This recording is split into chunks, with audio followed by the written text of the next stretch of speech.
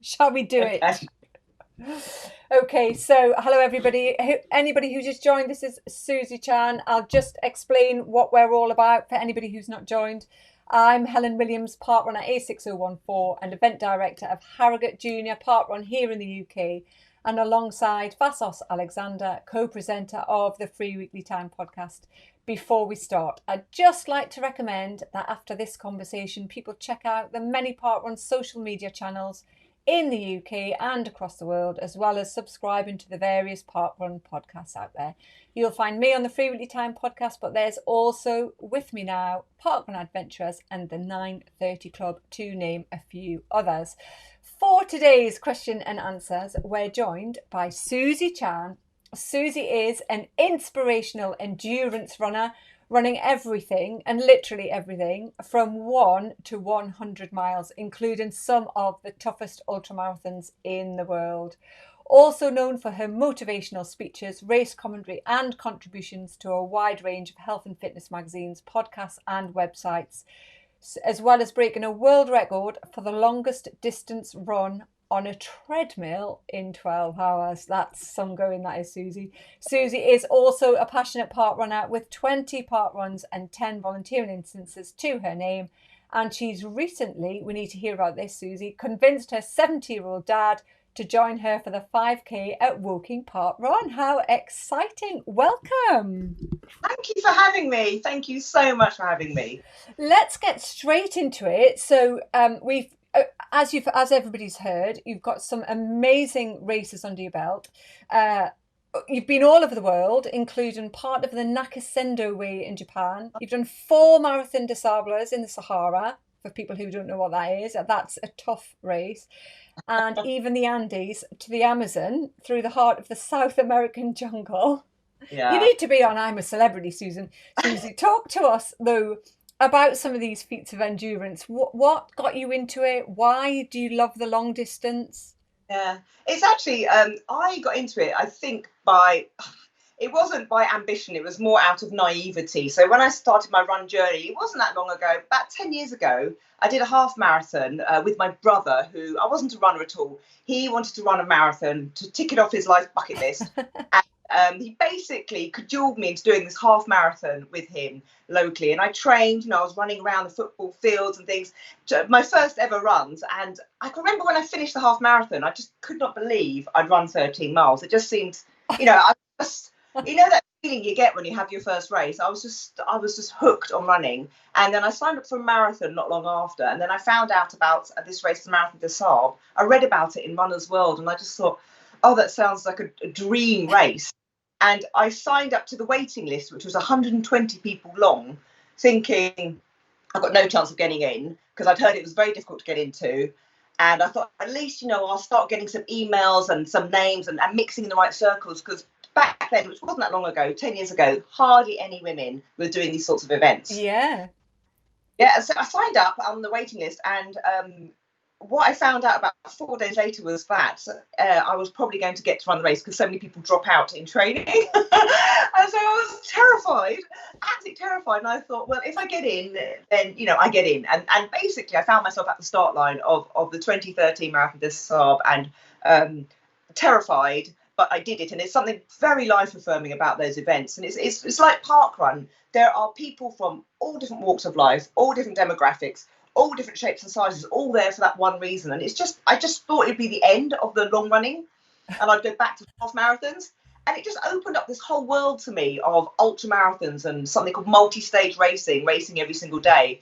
And it was just the start of the journey. And then I've gone on from there, to run in some very hot places. And my speciality is hot climates. So Yeah. jungle. I've run in Death Valley, which is unbelievably hot, and deserts. So those are my favourite sort of environments. So pretty much like the weather this weekend is my ideal running. You need to close the curtains so you can't, tease you out of the door.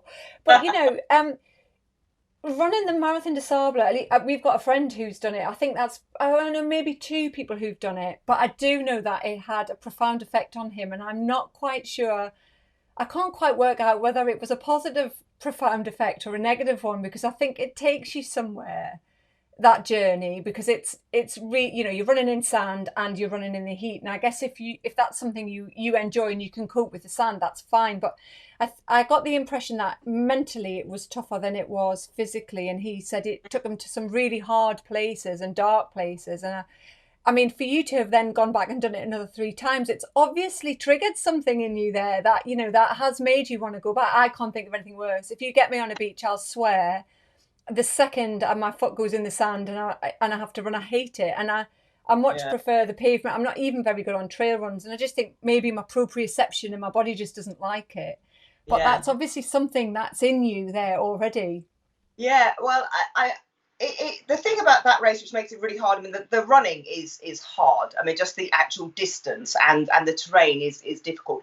But you have to carry everything you need to survive for the week. So all of your food, all of your survival kit, and your sleeping gear. So that's, for me, is what makes it hard. Not having a proper meal for a week, and you're starving. You're starving hungry. You can't shower. I'm wearing the same clothes for a week, so the running wasn't for me the difficult bit. It was just the endless exhaustion that I had, because you can't sleep. You're lying on rocks in the desert. So the life was actually tough. But there's something really, really magical about these races, and the longer races that I do. You go to a place, and then the tougher it is, I have found in these races, the sweeter the finish line and the bigger the afterglow. I just can't. People that have done any race, your first marathon, there's that sort of feeling inside you. You're just glowing for days. And I've found that the longer I've gone, or the harder I've gone, the more, the happier I feel, the more I want to do it. So maybe I'm not right. No, I just think you've found the thing that's made you tick, haven't you? And um, so your husband proposed at the end of one of them as well. Yes, he did. Yes. Oh, so the first one, I was like, I'm going to do it once. The second one, I was going, oh, come, you'll love it. It'll be great. It'll be like a week self-catering holiday in the desert. And the truth was, he had a terrible time. He reacted very badly to the heat. He was very, very, very, very sick. And I was having a brilliant race. I just outside the top 10 women, which for me, a woman of my caliber, it was the peak of my running career. And he had a terrible time, bless him. And he went down on one knee at the finish line. I cannot believe that he made it to the end. And that it was a really beautiful moment. And actually, we needed to sort of do it well. And we went back a couple of years ago and ran the whole thing together like we had planned that year. So you've obviously travelled with the running as well, and talking about going through places like the Sahara and through the South American jungle. Have you come across some unusual animals? Have you been scared? Have you thought, oh my God, what am I doing this for? I might not survive. Yeah, I've had some hairy incidents. I think it was one time I fell in a river. It was very, very fast flowing, and I had a pack on my back, and it was very hard to get upright, and I was hitting a lot of rocks. I went quite some distance, of course, with that. That wasn't fun. It was fortunately, I'm sort of okay with open water swimming, but I mean, that was quite a sketchy moment. Yeah. But I'm not great with bugs, spiders, so I'm always slightly anxious running through jungles. And there's one race I did, and there's a bit called Tarantula Alley, which a lot of tarantula nests, which was horrible. Oh no, that's done it for me. Yeah, fastest minute mile I'll do in my life. But I think one of my favourite stories is when I was running a 100-mile race in Florida. I tripped over because I was so tired. I was just sort of like head down and just sort of trundling along, and I tripped over an alligator which was just sitting in the road, and I was like, ah! Oh, And just an alligator. it didn't even move. I didn't even know if it was. It didn't move at all. Absolutely terrified me. I mean, I pulled out some fast running after that. That was that was odd. There's some shocked faces. Jazz Banker is replying with very shocked faces. I couldn't cope with the tarantulas. I'm absolutely with you with bogs. No way. And obviously, I mean, you quarantining now means you obviously can't, so you can't run, and that's it. But how did it feel once everybody, come March, when everybody was quiet, everybody was locked down? What did running look like for you, and what did it mean to you at that point? Yeah, so I went on holiday to Spain, and halfway through my holiday, I had to quarantine. So I've been at home now for, I think, 9 days, something like that. Not counting. Yeah, it's fine. I mean, the weather's good. I can sit in the garden. But it's been really strange few months, and really, really strange. And I think the same as everybody. That first sort of few weeks, it was very anxious, and I wasn't feeling very motivated. And then the first week of lockdown, I just wasn't motivated. It was like everything had been taken away, all the races, all the events, everything that we could do. And so I was sort of dragging myself out for a run, kind of making myself go out. And then I realised, as always, when I come back from the run, I felt better. I was busying myself. I was having more things to get on with, much Yeah. more. And then by the second week or the third week, I actually was starting to enjoy it, because I started exploring new trails and places where I run in my house. And I've pretty much got the same sort of few routes I do. And I was going down new trails, new roads, and I had a great couple of weeks exploring. So that really helped. Yeah. But I did miss my friends, and as soon as we could meet up with people, that made the difference. I think it was getting a little bit lonely after a few weeks, because where I live, it's quite it's very, very quiet, and so I can go for a run and I won't see anybody. And I was doing Okay. it after day, so it was a little bit isolating. But I have found some great trail routes. Which is always a bonus, isn't it? But so I guess, did you use races as something that would motivate you to go out and run? Do you find that because I think everybody obviously felt not only had part run gone, but also everything kind of went along with it, obviously, and not having something to aim towards Mm. makes getting out of the door, actually, like you're saying, really difficult sometimes. When you know it's the best thing for you to do, it's sometimes doesn't help you get out, even though you know it's going to help you. Still, it is really hard. So would you use races as a means to make sure that you just kept your training ticking over? Yeah, I actually use races to give a bit of structure to my running, because otherwise I'll just go and run. And so I would have a bit more of a weekly plan, a monthly plan, and I'd frame that to my races. I Right. also 50% of my races were like that. The other 50% were just so I could visit somewhere new, meet new people, go on holiday with my mates, or run a marathon. So it was sort of 50% enjoyable. They weren't A races and sort of time goals, and the other half, they were ones which I really wanted to do well in. So for me, it provided a structure, more than anything, and I have been enjoying, to some extent, actually, just not having that pressure. I've been doing a lot of like nice easy runs, just for the joy of running. And actually, I think it's been really, really great. And I'm just beginning now to introduce a bit of structure back, and now the tracks are opening up, I'll get myself back down track and put myself in the hurt for a few loops. And so, obviously, a few weeks ago, as we were saying right at the very top, that Sophie was a really good friend of yours. And one of the things that she'd said was a real negative for her was the fact that she couldn't run with you. So, obviously, that sense of community, because trail running can sometimes be quite a lonely thing, can't it? And but actually, what she was saying, and similarly to you just then, that sense of community is obviously really important. And so, you know what was it like to be able to get that first run in with Sophie? Because she was saying she was devastated, as we were saying right at the very top, before many people had joined, that she was devastated. It was going to be the first time she was going to spend her birthday, and you weren't going to go out for a birthday run together. So she was so excited, and I can remember when she tweeted when she got out with you, and it was so nice to see. And Yeah. but friendship and community are so important in the run, and in lots of communities, but particularly in the running world. Yeah, I mean, I think the thing I was thinking about, do I miss the races at some point during lockdown? And actually, I don't necessarily miss that feeling of running fast and racing. But what I did miss, and what I do really miss, is the community and the people that surrounds it. And for park run, I'm missing those guys, that I know in park run, and it is something about the community. And it was so great to hear that we could finally run with someone else. And so Sophie and I were like straight on the phone. Literally, I think it was the first day we were allowed. We met at something like 8 a.m. and went for a run. It was Really just so good. so lovely. And that really, that kind of took the disappointment of not being able to do races away a little bit. And so I've met up with my friends again, and to go running, and it's been it's such a lovely thing. And when it's taken away from you, you realise actually how important it is, and how much, I enjoy meeting people, being inspired by people weekly, just turning up to park run. It's just been a real. I really can't wait. I think for things to Be, perhaps but return to yeah. some sort of. Yeah.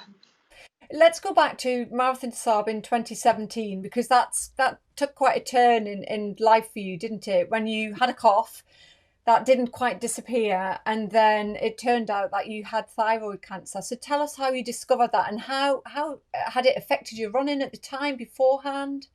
Yeah. I actually didn't really. The thing about thyroids, when they go slightly wrong, is the symptoms are so vague. It's like I was really hungry sometimes. I was very tired. And that's just a side effect of running. Yeah. And so I got very sluggish within my running, and I just thought maybe I'm losing fitness, and it was really, really hard to run with any pace at all. And I tried to not let it get me down and just be grateful for the fact that I was still out running. Mm. You just find excuses for these things. And what happened was I was actually with Sophie, actually, in Chicago Marathon. And it was the last of the 6 World Marathon majors. We were getting our 6-star medal, and we'd gone on this journey around the world together, doing all these races. And I was not well. I mean, I had this terrible cough.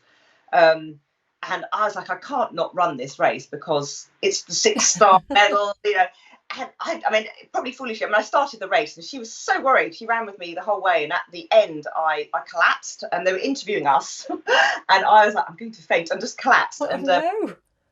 really, really not well. And I just knew something was up, and I phoned the doctor, and they gave me a chest scan, and they noticed I had a very large lump in the top of my neck. And it turned out to be thyroid cancer, and fortunately, it's a very treatable cancer. It was very straightforward. I had a couple of operations, and it was all fine. And it was a strange time for me because I dealt with it by running. So I sort of just. It was a couple of weeks where I couldn't run, and then I just started running again. And I had the Marathon des Sables had been booked, so I'd had the operation in February, and the Marathon des Sables was in April. And it was Sophie's first time she was going to run this race, and I there was no chance I was not going to be there.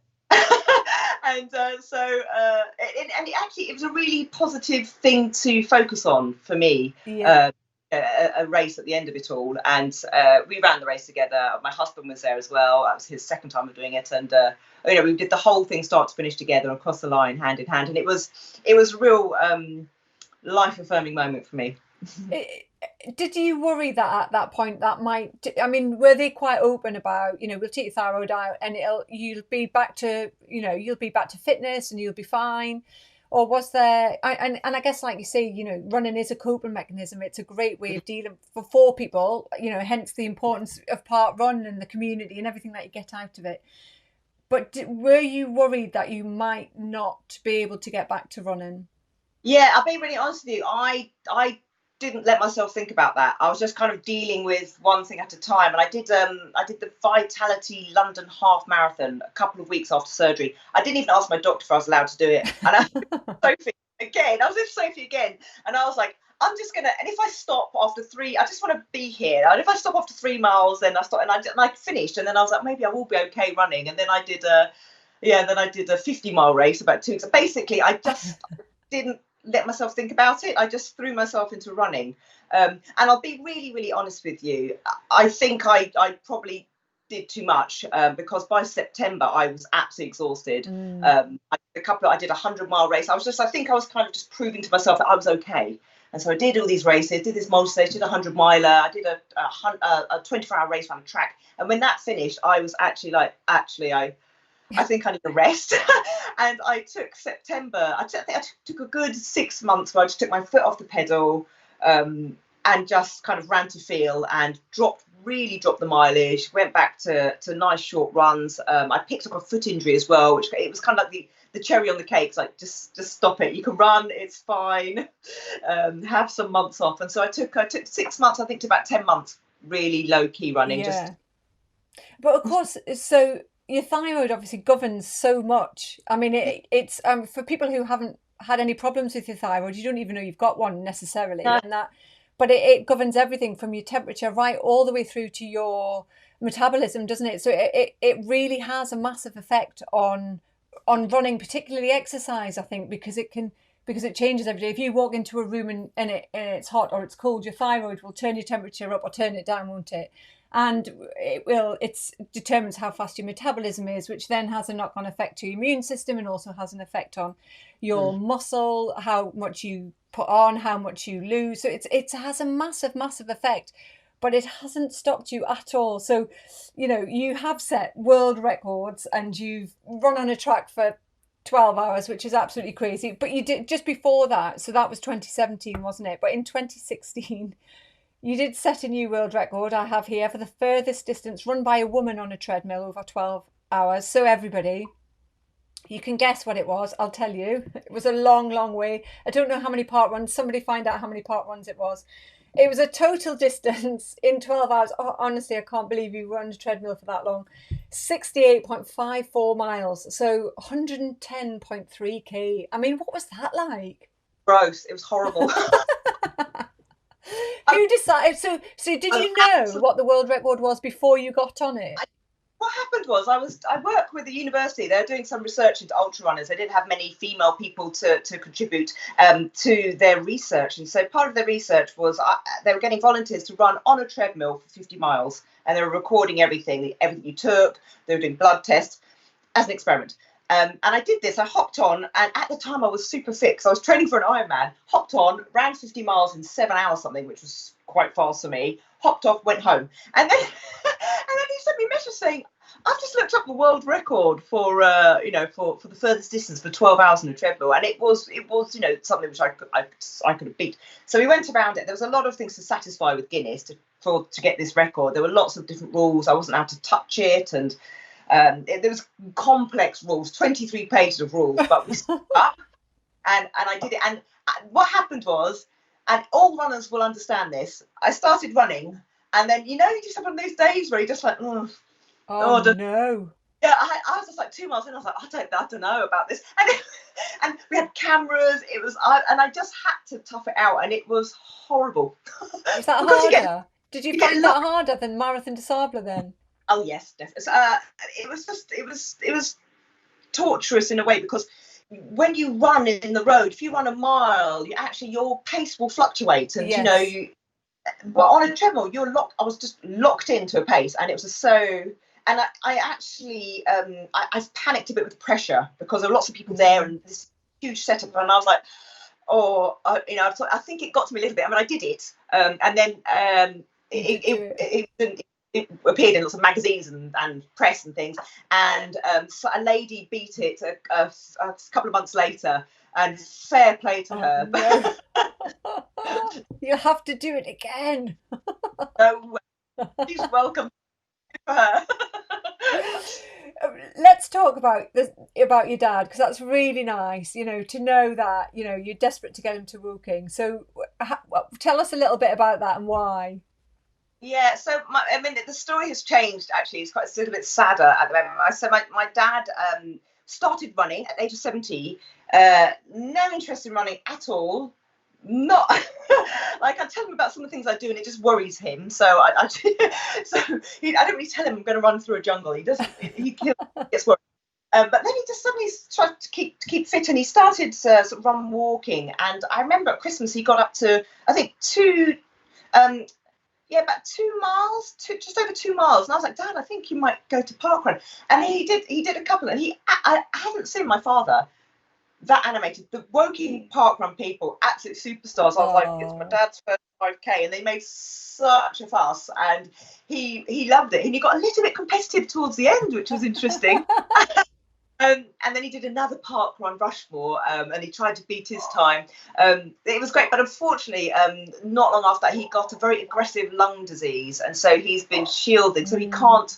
His lungs will never recover. But he started to be more mobile, and it's been a very difficult time with coronavirus because he needs to be very protective of himself. But we have got an ambition that he will be able to walk 5k. And then when he does, it's his goal. We're going to get him back, and hopefully, he'll enjoy it just as much again. Oh, absolutely! That'll be even better, won't it? So let's just chat about part one, because we've got loads of questions. Everybody, I can see them all piling in, which is brilliant. And How do park runs compare to your normal challenges, your races? Oh, do you know what? And my husband finds this so weird. I actually get a bit nervous at park runs. I don't because I don't know why. Because I mean, some of them I haven't raced all of them. I don't. But sometimes I just I can't help it. I like, oh, I give it a go. I love it. My local park run is I haven't done many around the country, but I love it. And I tell you why I love it, because there's quite a lot of sand where I live. It's very sandy trails, and so there's a good half a mile where when it's warm weather, nice fluffy sand. And there's one thing I like running through is through sand. And when we sort of set off and people are running and then they get to the sand, I'm like, my time. Oh no, that's my idea of hell. Which one is it? That's that Hogmore Park Oh, Run. right, okay. Very small, and actually we when we moved here, where I live, they're building and basically building a new town, and one of the first things they did was set up a park run, to give the place a sense of community. And so we came along, we ran it, and I volunteer there now and again, and it was the first place we went to, moving into a new place to meet new people. Yeah. It's great. We did the same when we moved to Harrogate. We ploughed straight into park run so we could meet Yeah. more park runners. So your park run PB is 2002. I mean, you've got to sort that one out. I did that twice. I was so annoyed. Oh no, how can you do that twice? That's so annoying. 2 seconds, it's so irritating, isn't it? Like, why do we place so much importance on these arbitrary numbers? It's the most random thing, isn't it? Yeah. I'll have to give it another go. Was that at Hogmore as well then? No, that was at Rushmore, which is where some very fast people run. It's very flat. There's nowhere to hide. It's a very perfectly flat two loops. Yeah, so it's probably the fastest one around here. So my other one, which I absolutely love, is Alice Holt's through the forest. Beautiful, massive hill in the middle. But weirdly, there's a lot of down as well, so it kind of evens out. But Yeah. You need to do. Oh well, when it gets unpaused, you can hit that one and put that one to right. So yeah. let's get ploughing to some of these questions. Otherwise, we'll be here forever. Pippa Late says, "How long was your first ever run?" I don't know, because I didn't have a watch, but I can remember my first ever run. I was about 36 years old. I still smoked. I hadn't done any exercise for many, many years. And I tried to run around 2 football pitches in Guildford. So a mile? Couldn't do it. What made you do it? What made you do that first ever one? I signed up for this half marathon with my brother, and I was like, he made me say, he said, it's fine, you can do it. And it was some way off at that point. So I thought I'd better start. And it was, I think, yeah, it was hard. I think I did that thing where I ran too fast and then had to get my breath, got a stitch. But I kept going back and running around. So I think it was probably a mile where I started, somewhere like that. Mile stopping, starting with walk breaks. You see, and who'd have thought, like, if you'd said to that 36-year-old then, well, you'd be running 100 miles through jungles, you never know. Matt Messer said, "Did Susie self-fund or get sponsorship? I'd love to do the Marathon des Sables, but it's so expensive." Is it expensive? It is expensive. I'm not going to pretend it's not. But I mean, it's literally, you just have to turn up at the airport and everything else is covered. So and the operation, when you get there, you'll see where your money goes. They've got helicopters, planes. It's massive. They have 1-to-1 pretty much staff to runners, and everybody that's there, volunteers, on the race course, is a medical professional. It is expensive. No, I didn't. I went the very first time I went. I was like, I really need to do this, and I went and got a bank loan because I went to the bank manager to tell him, and I was raising money for charity. I want to do this race, and it's for charity, and I really pushed the charity angle. I was going to be raising lots of money. I had already started fundraising, and they lent me the money for the race, which was great. But when I got home, they had cancelled my life insurance. So, oh my word! It sounds on paper more dangerous than it is. In fact, it's a very, very safe race. And so I did self-fund, and I spent some years paying that back. Yeah. Crikey. Sammy Ed North has got 2 questions. Have you ever done the parkrun sandwich as part of a long run? And where do you get your love of hills from? I always see you embracing them on social media. Well, you're probably only getting the nice smiley pictures of the hills on social media. If you're paying for a run with me on a hill, It's not it's so pretty. The parkrun sandwich, was that runs park run run? I think so. Yeah, I guess part. Yeah, you could. Yeah, but if you. Yeah. Yeah, so I do. So when I lived somewhere else, I would run to my park run. It would be part of my long run day, and that was about 5 miles, 5, 6 miles. Do the park run, then run home, and that was my run sorted. Now my park run is about the start line is about 400 meters from my front door. That's So still a sandwich. It's a short one. It's a snack, a Scooby snack. jog over the road. So now I will do the run and then go on and run afterwards. But yeah, it's actually it's really good. It kind of makes me get out of bed because obviously it starts at 9 o'clock. But yeah, the park runs I've done in London are always pretty much part of a long A run. longer run, yeah. Pirio Johnson, hello Pirio. She's brilliant.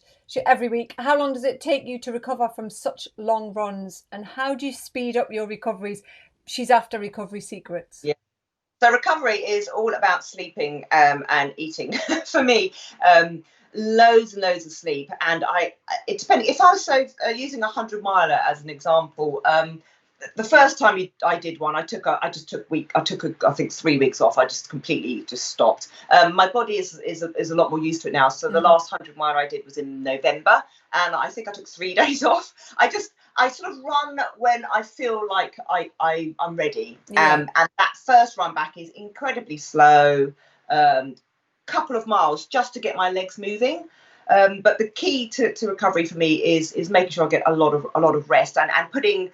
I have a sort of day where I'll eat any old rubbish that I want, pizza and chips and beer, and then I start integrating some actual vitamins and good food in there.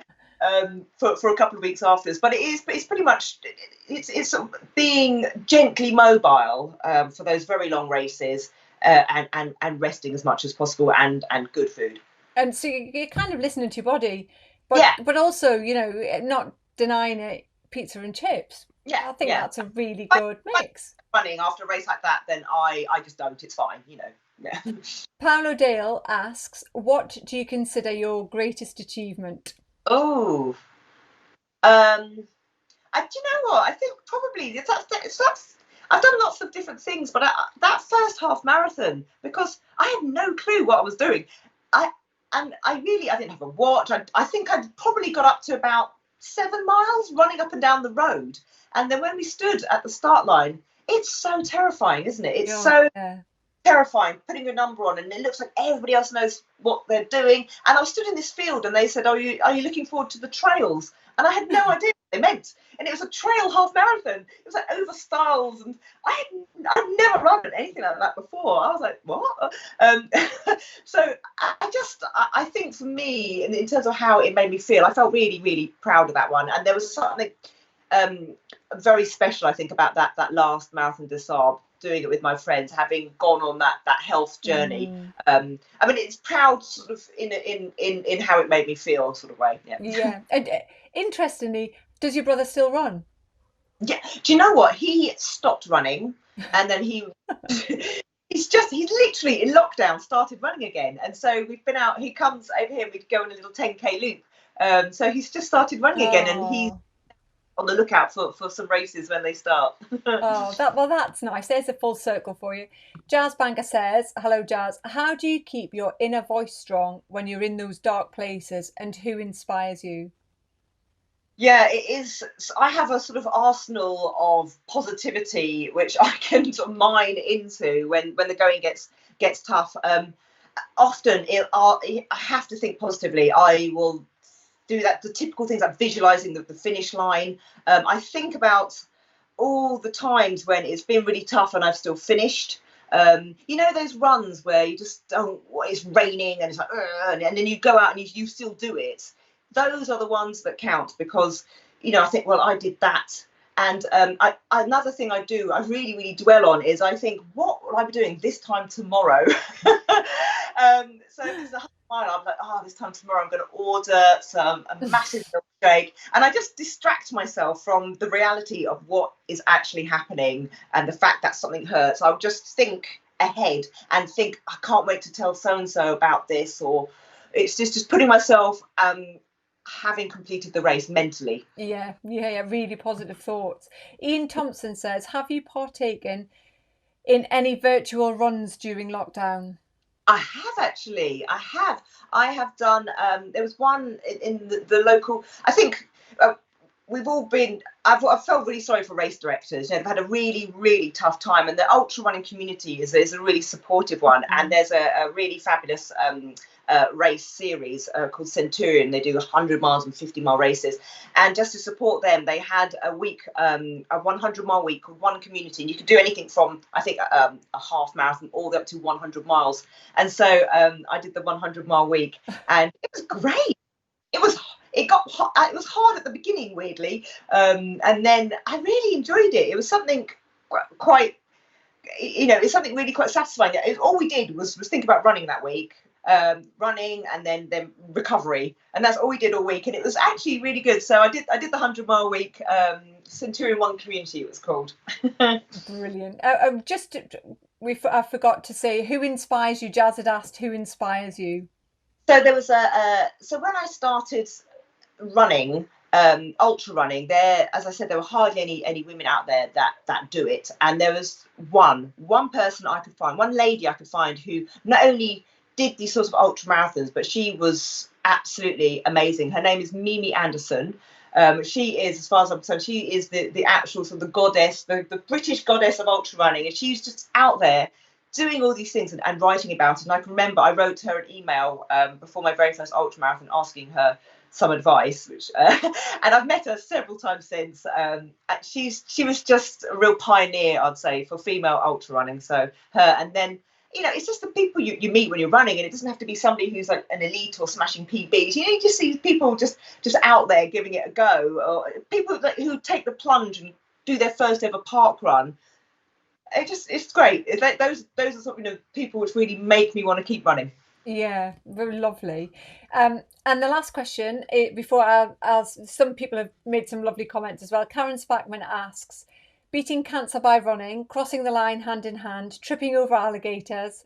Who would you like to play you in a biographical film? Great question. Love it. Oh, that's really hard, actually. I don't actually watch many films. I don't know. I'll have to That's think. a good one, isn't it? Comments in Oh, the bottom, please. Who should play yes, Susie in a biographical film? Yeah. Oh, that's too hard. That's too hard. I'll have to have a think. So sorry. So the viewer comments before we wrap it all up, Susie. Jazz Banger says, that's mad and so impressive that you carried all your supplies for Marathon des Sables. She says, I'd be worried my chocolate would melt. So I'm guessing that, there is nothing like that in there. M&Ms, peanut M&Ms, because the yeah. shell Genius. keeps the chocolate inside. So that's See, life is saved, Jazz. You can still have chocolate. Sign yourself up for Marathon des Sables. Nothing should stop you now. Jane Stevens says, hey Susie, I was supposed to be doing Marathon des Sables this year, and I'm really missing all the racing and all my park friends too. That's a toughie, isn't it? Yeah, I feel sorry for you, but you'll get your start line and you'll get your finish line. And I guess it's just another story, isn't it? It's just something else to put in your kind of life history. Angelina Jolie, somebody said. Lucy Rathbone says, you're so inspirational. And Sue Foley says, Susie Chan is awesome. I completely agree. Thank you so much for this evening, Susie. And thanks to everybody who's tuned in and commented. So you can catch up with Susie on Twitter via @Susie is it an underscore? That's right, isn't it?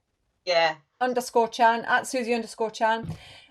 As before, do check out the many Part 1 social media channels in the UK and across the world, as well as subscribing. I need to put my teeth into the various Part 1 podcasts out there.